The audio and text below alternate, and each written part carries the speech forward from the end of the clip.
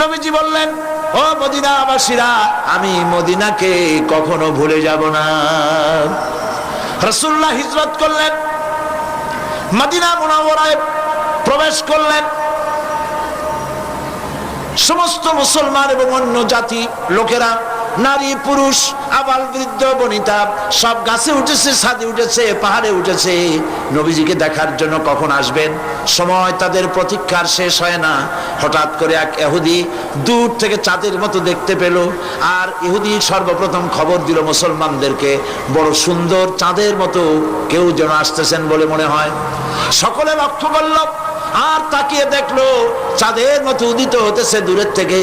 সবাই গেয়ে উঠলো নারী পুরুষ সম্মিলিত ভাবে, তলাআল বাদরু আলাইনা, তলাআল বাদরু আলাইনা মিন সানিয়াতিল ওয়াদাই ওয়াজাবাশ শুকর।